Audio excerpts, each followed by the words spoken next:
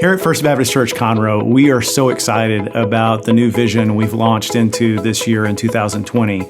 Over the next 10 years, we want to engage in 10,000 transforming relationships, working alongside the Spirit of God to bring peace to the chaos in our community, one heart, one family at a time. And that sounds really great when I say it that way, but what do I mean when I say transforming relationship? That's a term that we've come up with, and a lot of you who've heard me say this are wondering, what does that even mean? Well, let me tell you first what it doesn't mean. It doesn't mean being part of a group, a Bible study, or a ministry. It doesn't mean doing a random act of kindness for a stranger. It doesn't mean donating to a charity or gathering school supplies or other resources. It doesn't even mean praying for someone, although all those things are very good things. Those are things we should, as Christians, be doing. But we're talking about something that's a little more personal, a little more hands-on. When we say transforming relationships, we mean relationships that are intentional and focused on a need. By intentional, I mean this goes further than the people that everyone expects you to spend time with, your immediate family, people you're already close friends with. I mean investing in someone who you don't have those obligations with. And so we're talking about your coworker, we're talking about a distant acquaintance, we're talking about a neighbor, the family of your kid's best friend, the lady who cuts your hair, the guy who works on your car. Focused on a need, what we mean is this is more than just, hey, I like your personality, we have some common interests, so let's hang out. Although again, that's a very good thing. What we're talking about is you see someone in your orbit, your sphere of influence, that has a need, that has some element of chaos in their lives, and you think I can do something to help them, and you choose to invest in them. So for example, you've got an elderly neighbor who you notice no one ever seems to come visit her. She rarely gets out of the house. You and your family choose to go visit her once a week, maybe bring her food, maybe just treat her as an adopted mother or grandmother. Another example, you choose to mentor a child in a local school and you just have lunch with them once a week, and you're somebody they look forward to seeing, someone who can be an influence on their lives.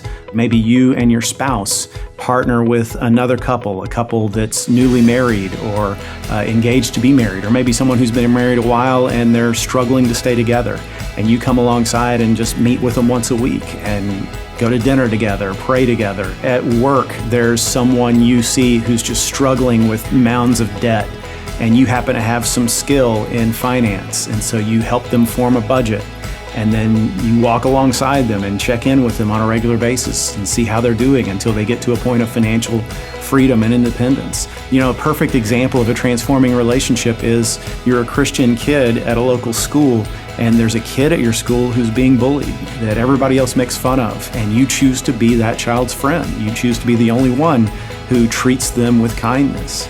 That's a transforming relationship right there. I guess another way to look at this is we can all look back over the course of our lives and think of someone outside of our immediate family that made a difference in us. I hope you can think of someone like that, a coach or a teacher, a minister, a Sunday school leader, or a coworker. Someone who took an interest in you, and someone who made your life better, someone who maybe taught you a skill that helped you get further in life, or someone who helped you through a dark time, or maybe just someone who was there for you on a consistent basis that you grew to admire, that you started to pattern yourself after them in some way. When we say transforming relationships, we want to see the members of this church be that person for someone else.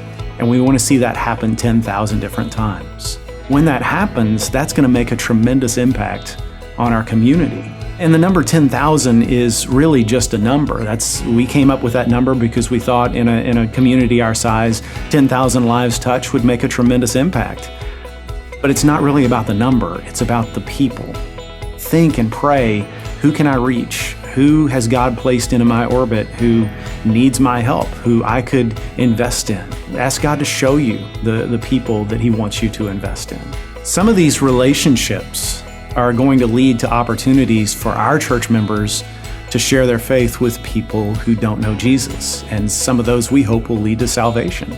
Some of these relationships will be with people who have been followers of Jesus and maybe they've drifted away, and this will be the catalyst that brings them back into a vibrant walk with Christ. And some of them will be with people who are already following Jesus, maybe even members of our church, but it will be something that helps them bring peace to an element of chaos in their lives. Either way, it's going to make our community a healthier place to be, and that's what we're here for.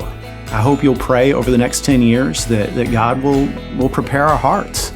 We as a church staff are going to be busy trying to equip you and encourage you. There are already opportunities in our community for you to get involved in things like this. For instance, if you want to mentor a child in our local schools, Project Mentor is already doing that. If you call our church office, we can give you the information. But over the next 10 years, we as a church staff are going to find more of those kinds of opportunities and pathways. So pray and ask God to show you the people that He wants you to reach out to and invest in. And pray that we as a church would make the impact on our community that He desires for us, that He would make our community a healthier place to be. God loves Montgomery County. He loves the people of this area. And we want to be His hands, His feet, His voice in the days ahead.